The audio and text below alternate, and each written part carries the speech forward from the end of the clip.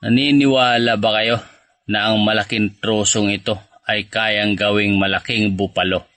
Panoodin nyo ang artist na mahusay mga idol. Nakita nyo, dinruwingan niya yung malaking kahoy at ito na nga ang kalalabasan mga idol. Napakagaling naman ni Uncle. Grabe, ang talas pati nito kanyang pang-ukit, no? Anong klaseng kahoy kaya ito mga idol, no?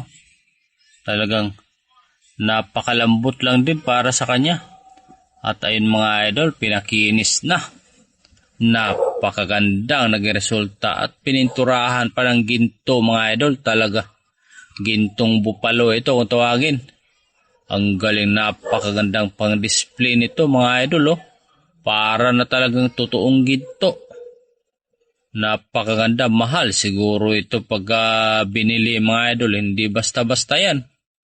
Grabe, ang ganda.